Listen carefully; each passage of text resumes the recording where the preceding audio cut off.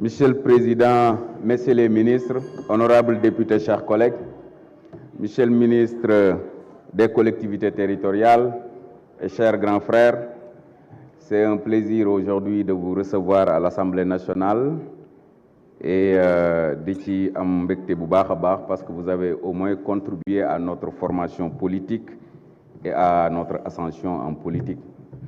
Alors, donc je vais commencer par une considération subsidiaire. Moi, Bara Gaye, je ne pourrai jamais vous accepter un échec à la tête de ce ministère parce que vous n'êtes pas en terrain inconnu. Vous avez été le plus jeune député de l'Afrique, le plus jeune ministre de l'Afrique. Aujourd'hui, si vous revenez dans un gouvernement en charge de gérer les collectivités territoriales, nous ne pouvons que espérer quand même que nga def résultat bi ci war. Monsieur le ministre, je vais commencer par Keur Massar. Alors, certains collègues l'ont dit, j'estime qu'il y a des incohérences qu'il faudra très rapidement corriger. Le département de Keur Massar, qui bénéficie d'un conseil départemental avec un budget de 300 millions, là où nous avons laissé la ville de Pikine avec 7 milliards, et aujourd'hui nous sommes devant la ville de Pikine avec plus de 750 000 habitants, j'estime qu'il faudra corriger. Parce que nous n'avons rien d'un conseil départemental. Parce que dans la définition d'une ville, il y a quelque chose de très important. Il faut que les communes qui constituent cette ville, entre ces communes, qu'il n'y ait pas de no man's land. Et je pense que de Yeumbeul Sud à Jaxaay, il n'y a pas de ligne de séparation. Donc j'estime qu'on doit corriger en faisant de Keur Massar une ville pour lui permettre au moins de supporter li nga xamante ni mooy développement. Toujours par rapport aux corrections des découpages territoriaux yi nga xamante ni amoon nañu ko. Alors Jaxaay avec Daaru Cubb bi nga xamante ni jël nañ ko ci moom yóbbu ko Bambilor, Yeumbeul Sud qui fait 3 km² alors que Yeumbeul Nord fait 12 km², marché bu bees qui appartient à Djiddah Thiaroye Kaw te ñëpp xam nañ ko mais ñu découpé ko yóbbu ko fi nga xamante ni mooy Wakhinane Nimzatt. Donc jàpp naa ne loolu yëpp le président de la République avait demandé à l'ANAT de travailler ci loolu pour que ñu corriger loolu bu baax a baax loolu jàpp naa ni war nañu ko def.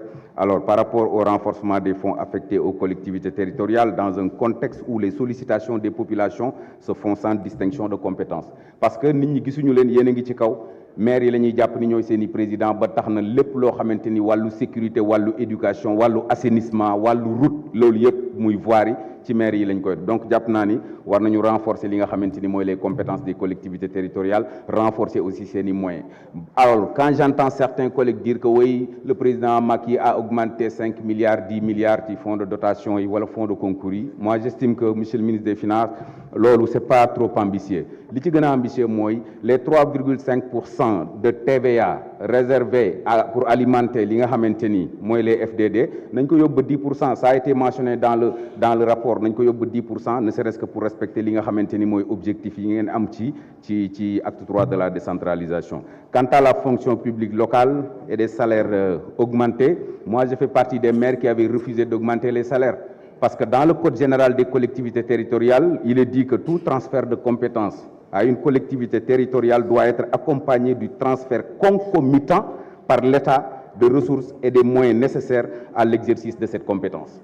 Alors le président de la République ne peut pas se réveiller pour dire que j'ai augmenté les salaires des agents alors que ñu ne da ngeen ñuy augmenter li nga xamante ni mooy compétence bu bees boobu, il fallait que État ñëw yokkal ñu li nga xamante ni moom la ñu mën a def pour supporter. Quant à maintenant blocage yi nga xamante ni yenn maires yi am na, Yeumbeul Sud fait partie des rares collectivités locales yi nga xamante ni bloqué wuñu leen parce que le maire doit savoir lan la yore. Le maire est l'officier principal d'état civil.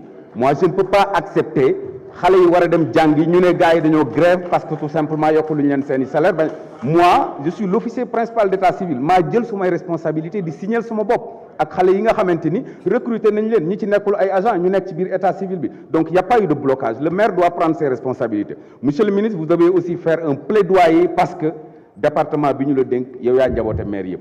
Il y a beaucoup de maires qui sont en prison et j'estime que le maire qui est aujourd'hui élu exactement comme le président de la République l'a été, c'est-à-dire au suffrage universel direct, sa place n'est pas en prison. Au moment où je te parle, Mohamed Bilal Diatta, maire de Keur Massar Sud, est en prison.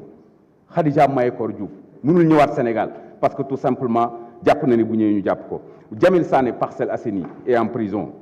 El Hadj Mamadou Ndiaye bu Thiaroye sur Mer, il est en prison. Alpha Bokar Khouma n'est pas encore sorti de l'auberge. Ousmane Sonko, maire de Ziguinchor, j'estime que lii nga xamante ni moom lañ institué en termes de bracelet électronique maire yi mérité nañ ñu takkal leen ay bracelet électronique bàyyi leen ñu dem gérer li nga xamante ni mooy seen développement. Je vous souhaite bon vent, vous êtes un grand frère, vous avez beaucoup fait pour nous, en tout cas bon vent, je vous remercie. Merci chers collègues.